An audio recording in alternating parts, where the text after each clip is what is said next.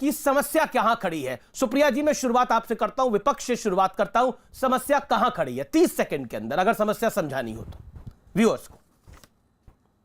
समस्या, जी धन्यवाद, आप सबको नमस्कार। समस्या सरकार के दंभ और अहंकार में खड़ी है। समस्या खड़ी है, सरकार किसी मुद्दे पर बात नहीं करना चाहती है, सवालों से घबराकर भाग रही है, जासूसी जबरदस्त हुई है। देश जब जवाब मांगता है, संसद जब जवाब मांगता है, तो सरकार बगले झांक रही है। और ये उनका दंभ और अहंकार है, जिसके चलते ये स्वीकार नहीं रहे कि एक बहस हो जाए और जांच हो जाए। मेरा तो सिर्फ ये कहना है कि अगर सांच को आंच नहीं है तो भागने की क्या जरूरत है।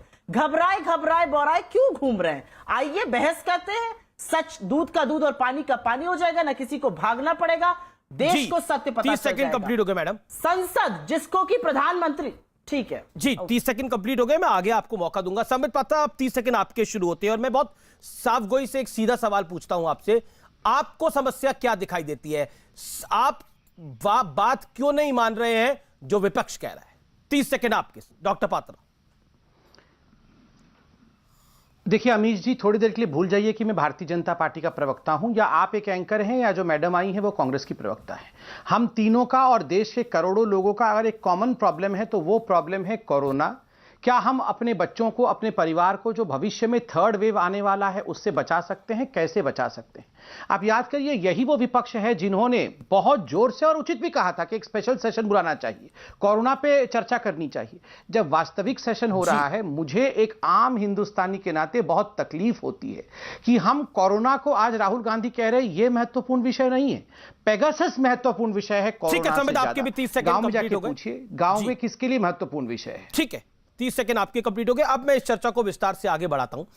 सुप्रिया श्रीनेत, देखिए सरकार कह रही है कि हम तो हर चर्चा को तैयार हैं, लेकिन आप सिर्फ जासूसी पे अटके पड़े हैं। सरकार कह रही है कि कोई जासूसी हुई नहीं है। जब मंत्री जवाब देते हैं तो सदन में उनसे कागज छीन लिया जाता है, वो कागज फाड़ दिया जाता है।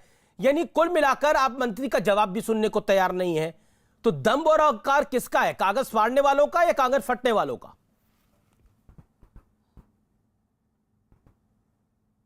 मैं इसका जवाब आपको दूंगी और आपसे अनुरोध करूंगी कि मुझे बीच में ना टोकिएगा। मैं इसका जवाब इसलिए देना चाहती हूं क्योंकि ये जवाब देश को सुनना चाहिए। ये जो सारा मामला है, ये 17 न्यूज इन्वेस्टिगेटिव एजेंसीज ने 45 देशों में एक इन्वेस्टिगेशन हुआ, और उस 45 देशों में अजरबैजान और रुवांडा जैसे देश भी शामिल थे, उसमें भारत भी एक देश था। 17 न्यूज इन्वेस्टिगेटिव एजेंसीज ने, कुछ फोन्स की फोरेंसिक जांच हुई, जिसमें से 10 फोन भारत के फोन थे। ये फोरेंसिक लैब में जांच हुई, पता चला कि पेगासस का जो स्पाईवेयर है, जो मिलिट्री ग्रेड का स्पाईवेयर है, ये छोटा मोटा फोन पर बातें ताका झाकी सुनने का स्पाईवेयर नहीं है, ये मिलिट्री ग्रेड का स्पाईवेयर है। ये हिंदुस्तान में कई लोगों के फोन में पाया गया, जिसमें विपक्ष के नेता तो छोड़ दीजिए, जिसमें ऐसी महिला जिसने यौन शोषण का आरोप लगाया था चीफ जस्टिस ऑफ इंडिया के खिलाफ, उसके 11 नंबर, इनके अपने मंत्री, एक डेप्यूटी चीफ मिनिस्टर, एक सिटिंग चीफ मिनिस्टर के पीएस। तो आप सोचिए, एक कॉन्स्टिट्यूशनल पद पे बैठा हुआ व्यक्ति, चुनाव आयुक्त, एक सीबीआई का डायरेक्टर, ऐसे ऐसे लोगों पर यह जासूसी हो रही थी। और ये जासूसी नहीं है, ये पूरी आपकी डिजिटल फुटप्रिंट है।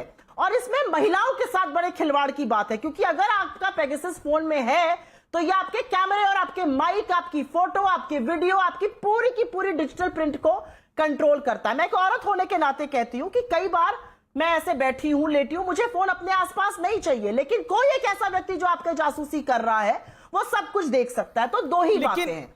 मैडम आपने लगभग 1 मिनट 34 सेकंड, मुझे बात खत्म कर लीजिए। आप बोलिए और 25 सेकंड ले लीजिए, खत्म कर लीजिए, फिर आप सवाल पूछिएगा। हाँ, आप 20 सेकंड ले लीजिए, फिर आप सवाल पूछिएगा। मुझे 25 सेकंड में अपनी बात खत्म कर लीजिए।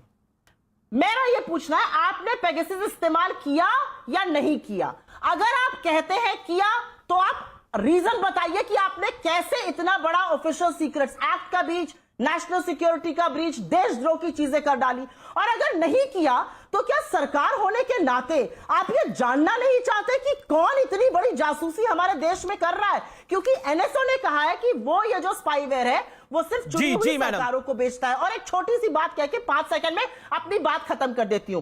फ्रांस की नेशनल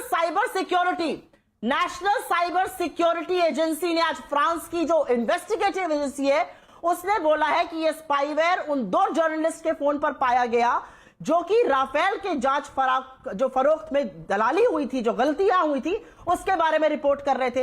अब सरकार कहां छिपेगी? मैडम ये सब देखिए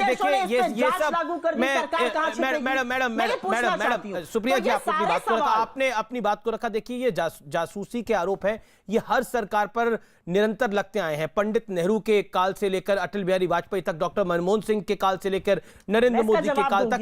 लेकिन विषय वो नहीं है। विषय ये है कि आखिरकार ये आपकी धारणा है, आपकी धारणा है कि राफेल में गड़बड़ हुई, आपकी धारणा है कि पेगासस है सबके फोनों के अंदर, ये सब आपकी धारणा है। मुझे लगता है कि धारणा के आधार पर अगर हम किसी निष्कर्ष या निर्णय पे पहुंच जाएंगे तो वो ठीक नहीं है। धारणा से क्या होता है, पॉइंट नंबर 1। उसके बाद एनएसओ की तरफ से एक सेकंड, एनएसओ की तरफ से क्लैरिफिकेशन आ चुका है। क्या आपको लगता नहीं है कि सदन के अंदर सरकार को अगर आप शर्मिंदा कर सकते हैं तो वो मौका क्यों गवाएं? सरकार को सदन में घेरिए आप, लेकिन सदन नहीं चलने देना, मंत्री का जवाब नहीं होने देना, ये लोकतांत्रिक है क्या? 40 सेकंड में इसका जवाब। फिर संबित पात्रा, आपको मुझे पता है काफी देर से आप बोलना चाह रहे हैं, बोलिए मैडम। मैं इसका जवाब दूंगी, लेकिन उससे पहले मैं आपसे सवाल पूछती हूं और आपके व्यूअर्स से सवाल पूछती हूं। ये इतना बड़ा जासूसी का रैकेट सामने आया है, फ्रांस की इन्वेस्टिगेटिव एजेंसी कह रही है, न्यूज एजेंसीज को 17 को छोड़ दीजिए, फ्रांस की इन्वेस्टिगेटिव एजेंसी कह रही है दुनिया के तमाम देशों ने जांच गठित कर दी है। ये आपको धारणा लग रही है? एक चीफ जस्टिस ऑफ इंडिया, एक चुनाव आयुक्त, एक सीबीआई डायरेक्टर, विपक्ष के नेताओं के फोन में ऑफिशियल सीक्रेट्स एक्ट, इनके मंत्रियों के फोन में आक्षेप है कि यह पाया जा रहा है फोरेंसिक। और एक चीज मैं आपको और बता दूं, आप कह रहे हैं कि इसका सवाल जवाब सदन में क्यों नहीं होना चाहिए? बिल्कुल होना चाहिए। सदन में प्रधानमंत्री आए, गृह मंत्री आए, देश को विश्वास दिलाए कि ठीक है मैडम, ठीक है, जवाब संबित पात्रा। मैं फिर से कहती हूं, चुनी हुई सरकार के ऊपर बहुत बड़े आक्षेप लगे हैं, दामन साफ करना उनका काम है। चुनी हुई सरकार के ऊपर बड़े सारे आरोप लगे हैं, दामन साफ दिखाना आपकी जिम्मेदारी है। और ये लोकतंत्र में कहा जाता है संबित पात्रा कि हाउस चले इसकी जिम्मेदारी सरकार की होती है। देखिए अमीश जी, मैं 5 मिनट से सुन रहा था। मैं बहुत आराम से और आसान शब्दों में जनता को जवाब दूंगा ताकि जनता समझ सके। देखिए, मैं जनता जनार्दन को इतना ही कहना चाहता हूं कि सरकार ने और खुद प्रधानमंत्री जी ने पहले ही दिन कहा, हम हर विषय पे चर्चा चाहते हैं। हम पेगासस पे भी चर्चा करने को तैयार हैं, किसानों पे भी चर्चा करने को तैयार है, मगर आप खुद ये निर्धारित करिए कि आपके बच्चों के कोरोना के विषय में, वैक्सीनेशन के विषय में, देश कैसे कोरोना मुक्त रहे, ये चर्चा होना चाहिए या नहीं होना चाहिए। अगर कोई पार्टी है इस देश में जो कोरोना के ऊपर चर्चा रोक रही है तो उस पार्टी को आप देशद्रोही पार्टी कहेंगे या नहीं कहेंगे, गैर जिम्मेदाराना कहेंगे या नहीं कहेंगे, ये निर्णय मैं आपके ऊपर छोड़ता हूं। दूसरा विषय, ये डिसीजन यहां पे न्यूज